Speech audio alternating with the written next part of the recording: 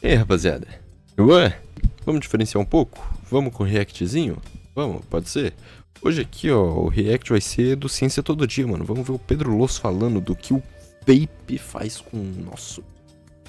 Se você usa vape, pare. Pare. É sério, pare. Você vai ver o porquê agora. Começo. O uso do tabaco pode causar sérios danos à saúde, afetando tanto quem fuma quanto aqueles expostos à fumaça. Não incentivamos ou promovemos o consumo de tabaco em nenhuma forma. A dramatização representada nesse vídeo é exclusiva à contextualização do assunto. Esse vídeo contém imagens que podem causar desconforto. Você já fumou vape? Ou cigarros eletrônicos? Ou até Meu Deus. pendrive, se você preferir chamar assim? Fique à vontade para deixar sua experiência nos comentários. Eu não estou aqui para te julgar, eu estou aqui para nós aprendermos juntos. Mas eu não posso deixar de ficar assustado que quanto mais novo você for, mais provável que você tenha respondido sim para essa pergunta. E aqui eu preciso citar uma frase erroneamente atribuída ao escritor Mark Twain. A história não se repete, mas às vezes ela rima. Ele nunca disse isso, mas a frase encaixa perfeitamente na história do consumo de nicotina. Mesmo com os primeiros alertas contra os efeitos negativos do cigarro datando de mais de 400 anos atrás, o hábito de fumar se tornou extremamente comum no século passado. No seu ápice, quase metade da população adulta era fumante. Hoje, só 1 em cada 10 adultos fuma. A história do cigarro no século XX é uma história da vitória de imagem através de propagandas desonestas, que só foi revertida através da implementação de leis sobre propagandas e distribuição do produto. E a história do vape hoje não é tão diferente da posição em que o cigarro se encontrava 1 século atrás. O que é irônico, porque os cigarros eletrônicos foram criados para combater os cigarros tradicionais. Esse vídeo é a história do que produtos à base do tabaco fazem com o seu corpo e com a sua mente.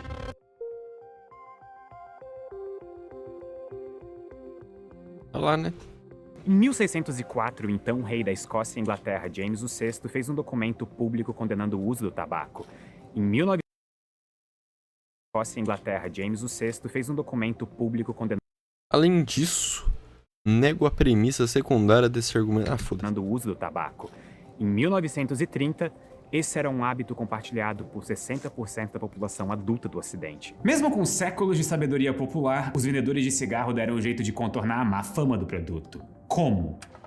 O primeiro passo foi a produção de cigarros se tornar extremamente barata graças à invenção de máquinas capazes de produzir cigarros em escala industrial no fim do século XIX. A partir daí, o cigarro se tornou um produto barato. O problema é que a imagem dele ainda era ruim. Era sabido que ele fazia mal à saúde. Mas felizmente para a indústria do tabaco e infelizmente para o resto do mundo, no começo do século XX uma população disposta a fumar surgiu. Soldados da Primeira Guerra Mundial. Esses soldados viam a morte de perto todo dia. Os efeitos de saúde do cigarro eram a menor das suas preocupações. Tanto é que enviar cigarros para soldados virou uma prática comum, uma tática de propaganda das empresas que produziam cigarros. Bota criança. Cigarro, mano. Nossa, divulgação de cigarro. Virou Bota uma criança, prática comum, velho. uma tática de Caralho. propaganda das empresas que produziam cigarros. E essa tática se pagou. Os soldados que sobreviveram continuaram fumantes pro resto da vida. E aqui entra um ponto-chave sobre a tática de propaganda da indústria do cigarro. Eles só precisam que você fume algumas poucas vezes. A nicotina no cigarro é extremamente viciante, e basta contato com ela algumas poucas vezes que vai ser muito difícil de parar. É como diz aquela velha piada, parar de fumar é fácil. Eu mesmo já parei de fumar algumas vezes. Então a pergunta-chave para as empresas de cigarro era: como fazer você fumar? A resposta foi uma das campanhas de marketing de maior sucesso da história. E o truque não era uma propaganda só. O modus operandi era fazer várias propagandas calculadas especificamente para cada recorte social, e especialmente grupos que ainda não fumavam tanto. Por exemplo, em meio a uma época em que mulheres fumarem era mal visto, várias das empresas de tabaco associaram fumar com o movimento de libertação feminina das sufragistas. Isso incluiu propaganda chamando o cigarro de a tocha da liberdade. Eles também usaram táticas parecidas para lastrar o consumo e vício em tabaco em comunidades negras e em todo tipo de minoria. No Brasil, tinha até campanha que mirava exclusivamente os vascaínos. E ao mesmo tempo, outras propagandas tentavam associar fumar com luxo e elegância, para validar o hábito de fumar entre as populações mais ricas e de classe média. Não importa quem você era, nem o que você fazia da vida, existia uma propaganda tentando te dizer que fumar deveria ser parte da sua identidade. As marcas até tinham propagandas voltadas para conquistar a atenção de crianças com mascotes de marca, tipo o John Camel, que com certeza vai me dar pesadelos essa noite. Olha pra cara dele. Fumar virou um hábito tão amplamente aceito que cigarros entravam nos pacotes de ração dos soldados da Segunda Guerra Mundial. A indústria do cigarro estava nas alturas, e quem se beneficiava dela sabia que só existia uma ameaça a esse sucesso: o fato de que cigarros causam câncer. No começo dos anos 50, a conexão entre fumar e cânceres de pulmão e garganta estava ficando bem clara para institutos de saúde ao redor do mundo. Essa conexão entre cigarros e uma das doenças mais terríveis da história da humanidade era uma ameaça existencial para a indústria do tabaco como um todo. E foi para combater a verdade que a indústria do tabaco contratou o marqueteiro John W. Hill, o maior empresário de relações públicas dos Estados Unidos no início da década de 50. O Hill inventou várias táticas desonestas para ajudar a te enganar. E várias delas funcionam muito bem. E aproveitando esse gancho horrível, eu só queria dizer que eu não faço como o Rio e que essas camisetas que eu uso nos vídeos são feitas por mim e pela minha equipe com muito carinho. E elas estão com uma promoção honesta de 15% de desconto se você usar o meu cupom Ciência Todo Dia. É só clicar no link da descrição. E sim, vai lá no vídeo e clica. Eu pude ter escolhido um momento melhor. Eu vou botar o link.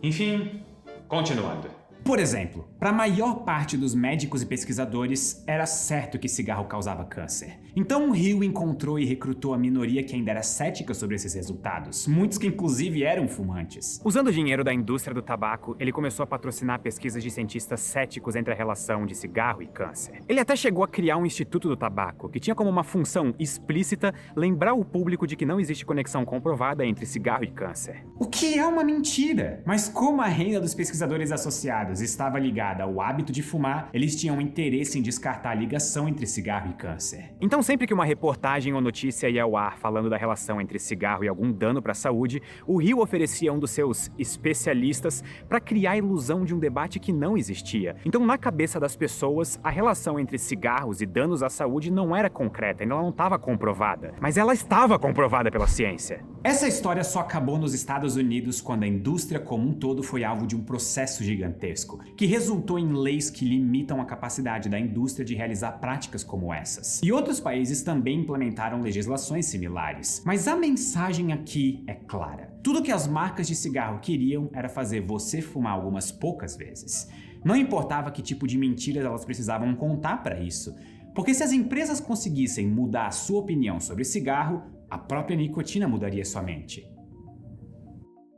Você acende um cigarro e inala.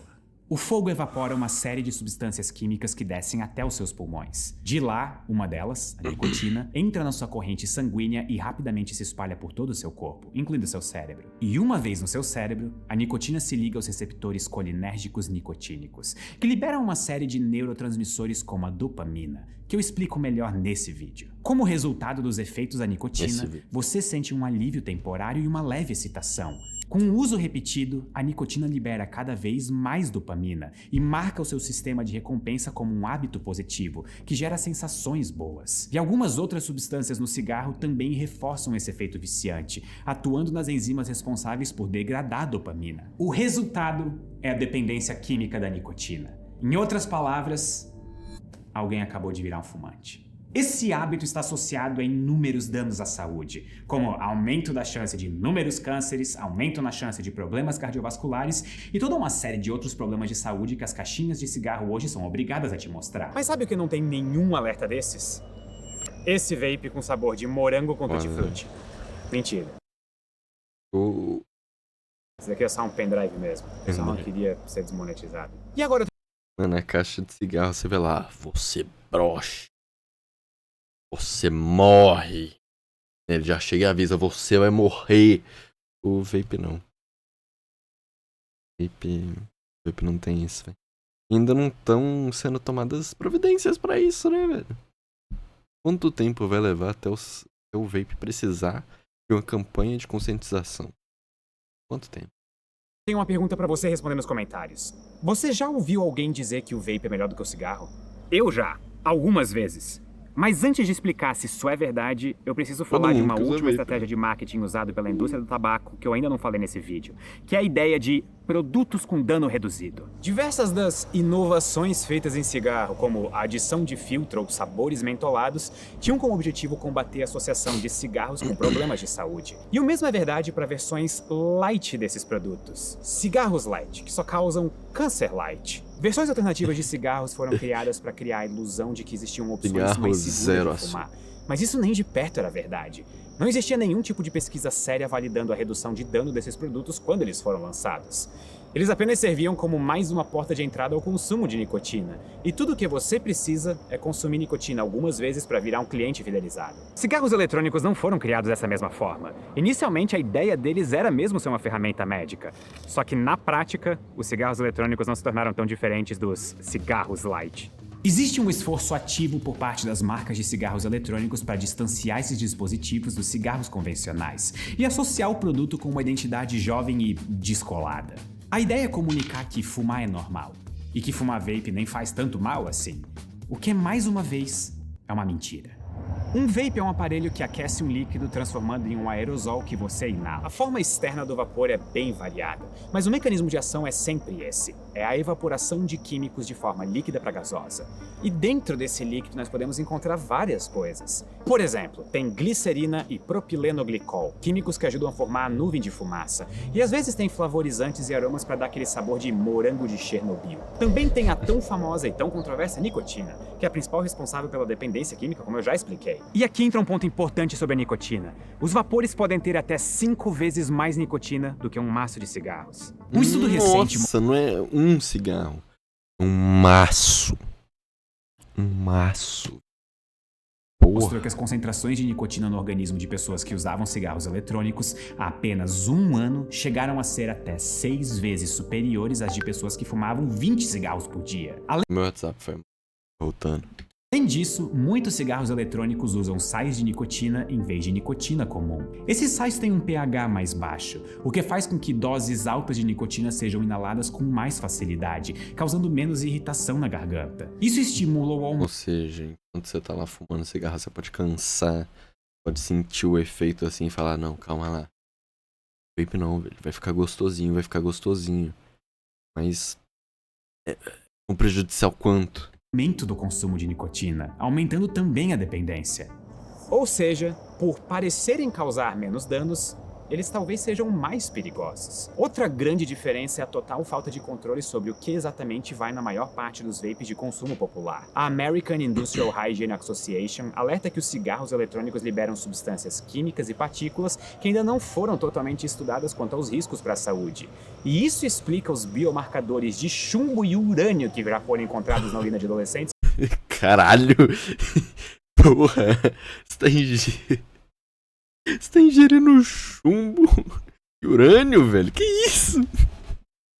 Bota chumbo, urânio, né? Bota nicotina, sal de nicotina do vape. Faz o organismo humano, pô, urânio. Que isso? Porra. Que fazem o uso do vape. Em humanos ainda não se conhece o potencial de câncer dos vapes, mas todas as evidências indicam que sim, vapes também causam câncer. Nós só precisamos esperar tempo suficiente para conseguir coletar esses dados. O verdadeiro problema é que vapes são uma caixinha de surpresas. Eles são tipo uma caixa de Pandora contendo substâncias tóxicas como metais pesados. E até por ser recente que o vape é uma ameaça tão grande. A indústria que produz cigarros convencionais é extremamente controlada e regulamentada para evitar que cigarros sejam ainda piores, ou que alcancem públicos especialmente vulneráveis como crianças e adolescentes. Mas é justamente para atrair esse público-alvo que vapes têm sabores chamativos. Associar vape com algo maneiro nas redes sociais é a versão moderna de tentar vender cigarro para crianças. Eu disse que essa história rimava. Inclusive, a estratégia de viciar os consumidores mais jovens possíveis tem um nome bem adequado, que é a estratégia do berço à cova. E a ideia é viciar pessoas o mais cedo possível nas suas vidas para que elas fiquem quimicamente dependentes do produto pelo maior tempo possível. Da mesma forma, vapes são feitos para parecerem inofensivos e atrativos para um público que literalmente não tem o cérebro completamente desenvolvido. Mano, eu já cheguei a ver férias saindo assim pra pousadas, não sei o que. Eu já cheguei a ver mãe com bebê de colo, um bebê aqui no colo, fumando vape, velho. Porra, a criança vai crescer com a mãe fumando aquele negócio, e aí vai às vezes olhar assim, cheirinho de morango, cheirinho de baunilha. Deixa eu provar, pronto, filho. Já era. Da adolescente na escola, 12 anos, escondendo vape na mochila, velho. Porra. Escondendo mais ou menos, né, velho? A maioria das escolas só foda-se daí. Inclusive, o uso de cigarros eletrônicos no Brasil cresceu muito rápido. Mais de 4 milhões de brasileiros já utilizaram cigarros eletrônicos, um aumento de 8 vezes em relação a 2018. E os adolescentes são atingidos por esse aumento no uso de vape. Quase 1 em cada 5 adolescentes entre 13 e 17 anos já experimentaram cigarros eletrônicos. E aqui existe uma relação curiosa entre tabagismo e o aumento do uso de cigarros eletrônicos. Enquanto o uso dos cigarros eletrônicos aumentou entre jovens nos últimos 5 anos, o inverso aconteceu com cigarros convencionais. Mas ainda não se sabe se o maior uso de cigarro eletrônico do que o uso de cigarro convencional entre adolescentes levará a quedas sustentadas no tabagismo entre adultos. Talvez cigarros eletrônicos sejam só a nova porta de entrada do tabagismo. Só o tempo vai dizer. O que é duplamente trágico, porque o cigarro eletrônico tinha como objetivo ajudar as pessoas a se afastarem do vício em nicotina. Diferente dos cigarros light, existem sim evidências limitadas que indicam que o vape pode ser um passo intermediário para parar de fumar, especialmente quando usado com acompanhamento profissional adequado. A taxa de abandono do tabagismo naqueles que usam cigarro eletrônico com nicotina é maior do que a taxa de abandono daqueles que usam outros dispositivos contendo nicotina, que vão desde chicletes até adesivos e sprays nasais. Mas como as evidências ainda não são robustas e não existe um consenso sobre o vape ser mesmo menos nocivo do que o cigarro convencional, falando de saúde, entre vape e cigarros convencionais, o melhor é obviamente não fumar nenhum dos dois. No Brasil existe uma discussão sobre regulamentar ou não regulamentar, mas é uma discussão que está longe de ter uma resposta. A legislação brasileira não proíbe o uso de cigarros eletrônicos, mas ela proíbe a propaganda, comercialização e importação desses dispositivos desde 2009. No caso do uso do vape como parte de uma terapia para largar o vício em cigarros, proibir a comercialização afeta diretamente essas pessoas. Isso sugere que é preciso de algum tipo de regulamentação. A redução de dano às vezes é o primeiro passo na recuperação de uma pessoa com dependência química. E a ideia aqui é simplesmente usar versões de vape com menos nicotina como uma ferramenta médica. E a pergunta que precisa ser respondida é: os riscos de usar vape podem valer a pena para o fumante? A resposta é que provavelmente não, especialmente sem acompanhamento de um profissional. Atualmente existe muito pouco controle sobre a qualidade dos cigarros eletrônicos, então é muito difícil de analisar riscos e responder definitivamente. Mas o que é verdade é que parar de fumar pode ser uma das melhores decisões que alguém pode fazer na vida. Se o vape for te ajudar como um passo intermediário para parar de fumar, essa seria uma função bem positiva. E aí, quando você parasse de fumar até o vape, você nunca mais sentiria falta de ser um fumante. Os benefícios para sua saúde seriam muito visíveis. O cigarro é uma ameaça muito grave à nossa saúde. É por isso que quando você deixa de fumar, você ganha alguns anos de expectativa de vida. Minutos depois de deixar de fumar, a frequência cardíaca já diminui. Em 24 horas, os níveis de nicotina no sangue zeram. Em poucos dias, o monóxido de carbono no sangue volta ao nível normal. Dentro de 1 ano, sintomas como tosse, chiado e falta de ar reduzem. E o progresso da doença pulmonar obstrutiva crônica causada por fumar desacelera. Entre 1 e 2 anos, o risco de infarto cai drasticamente, e em 10 anos o risco de câncer de pulmão reduz pela metade. Após 15 a 20 anos, os riscos de doenças graves como câncer e problemas cardíacos se aproximam dos de quem nunca fumou. Além disso, parar de fumar reduz o risco de 12 tipos de câncer, como os de pulmão, boca e estômago, e ainda melhora as inflamações no seu corpo que foram causadas por componentes tóxicos do cigarro. Tipo vape, viu? Não é só sobre a sua saúde. Largar o cigarro protege quem está ao redor de você dos efeitos do fumo passivo e de brinde você ainda economiza dinheiro. Embora o vape possa ser usado como uma alternativa para ajudar a parar de fumar cigarros convencionais, lembrem-se de que não existem evidências conclusivas disso e que isso pode não funcionar para todo mundo. Se tem uma mensagem que eu quero passar com esse vídeo, é a seguinte: se você assistiu um filme antigo e achou que fumar dava um charme a mais pro ator ou atriz, ou você viu um personagem que fumava como um ato de rebeldia, essas suas impressões não são um acidente. Existiu um esforço genuíno das marcas vendendo cigarros para criarem essa imagem descolada para os seus produtos. E agora o vape quer fazer a mesma coisa, que é associar um produto viciante com impactos negativos à saúde com uma identidade jovem e maneira. A verdade é que tanto o cigarro quanto o vape fazem mal e ambos viciam. E qualquer coisa que você vê na mídia sendo dita sobre os dois é só uma tentativa de te distrair desse fato. Não caia na propaganda. Pense por você mesmo. Do berço até a cova. Muito obrigado e até a próxima. Mas Pedro Luz, nice. Não fume, nem cigarro, nem vape. Se você fume, pare. Não é fácil, lógico. Mas é melhor